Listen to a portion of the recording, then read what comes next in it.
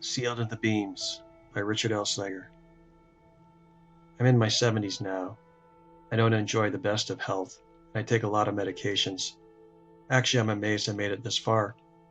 My name isn't important, and I haven't made great achievements in my life, but I got by. I was a high school teacher for decades, but now I'm retired. The pension isn't much, and I like to keep active. Therefore, I work a small job at a grocery store to keep a little spending money coming in for food and fuel, and not necessarily in that order. I like to drive, which leads me to my story. About a month ago in September, I drove my usual route home, a route that takes me through some very scenic countryside, past meadows and valleys, streams and fields. It's a rather idyllic drive during those lazy summer days, and even more breathtaking during the autumn months. I work a late shift and help close up shop, which means I miss out on the nature scenes every time I drive home. But the nighttime road, even without the daytime scenery, has its own beauty for a true hot rodder, taking me on long curves and twists, not to mention changes in elevation. More fun than a roller coaster. It's a lonely stretch of road with very few cars. I'm an old guy, but even after all these years, I still drive fast. I own a Plymouth Barracuda, an AAR, my fondest memory from my youth, and it takes me back to those early years every time I get behind the wheel. I held on to that car through it all. The loss of marriage, the loss of my parents, my sister, my daughter, and a friend or two along the way. Life has toughened me, but it hasn't hardened my heart. I still have a love for my fellow man, but it's tempered with experience that not all men or women have my best interests at heart. The Barracuda, she's a 340 with a six-pack, by the way. To the younger crowd, that means there are 340 cubic inches of displacement and three two-barrel carburetors that suck fuel into the engine at a staggering rate. Back in the day, the high school kids loved it when I, on rare occasion, drove the ground pounder to school. I sometimes take my Barracuda to work. Cars hate to sit, and it's a punishment to the old girl not to let the air stream over her lines, at least every once in a while. It gets dark fast with the changing season, and I need my headlights going home. That September night was no different than any other, except for one thing. A pair of headlights appeared in my rearview mirror.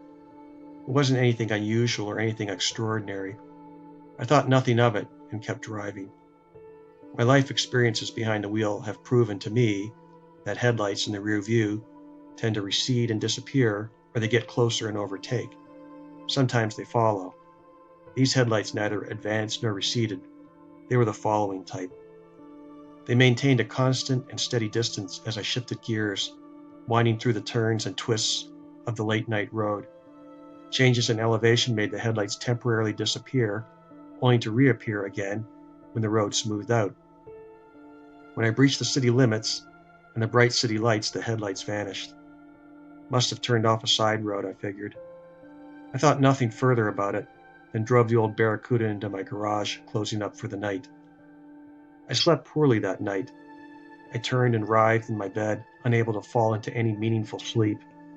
My stomach ached again, so I took my medicine, hoping to calm it and allow me to maybe get a few hours of sleep before the dawn. I woke up with a dizzy sensation, not uncommon or unexpected, as I am a sick man. How I miss my carefree and healthy youth. That weekend, Saturday, was a regular day. I ate breakfast and went out to tackle raking the leaves on my front lawn. I only have pine trees in my yard, yet every year I rake leaves, those pesky neighbors' trees. But I turned it into a positive and enjoyed the beauty of burnt orange and yellow strewn over my grass and driveway. I paused and took a picture to remember the awe in autumn. Near the end of my raking, I had filled 8 whole bags of leaves.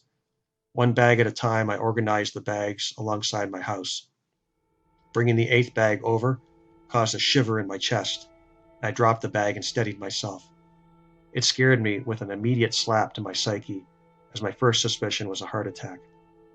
I made it into the house and took my heart medication and sat down. My chest steadied itself and I felt my heart resume what felt like a normal beat. I checked my watch, already time to get to work. The drive to the grocery store took me along my scenic 2-lane road. I drove my regular daily driver this time, an old red Dodge pickup truck.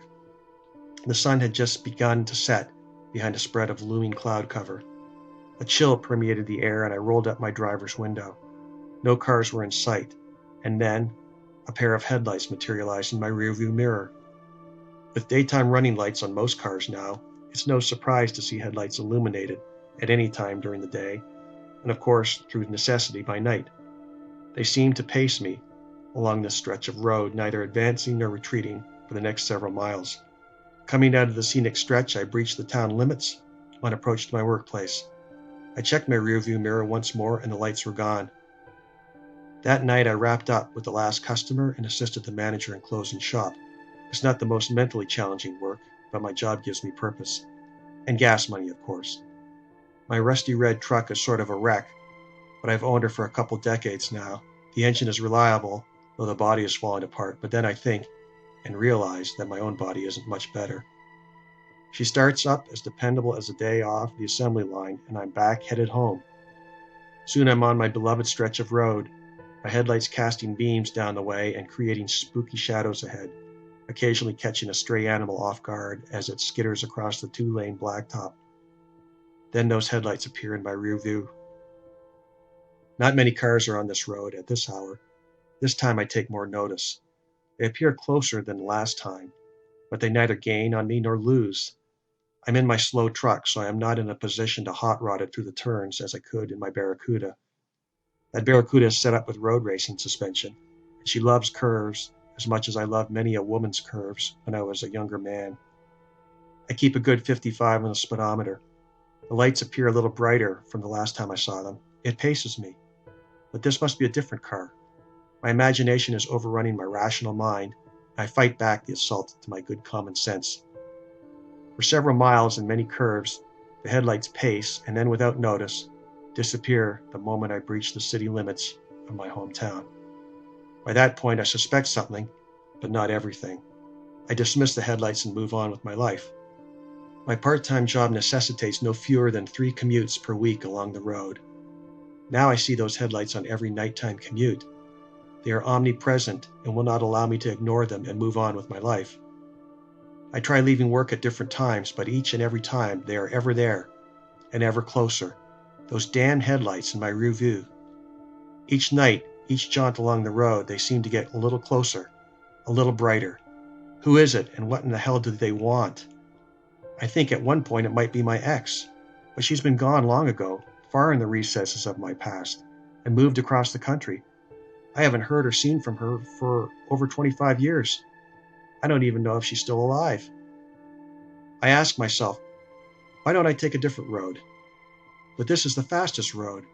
It's the best road to my eternal part-time job. What other road could there be? I see no other.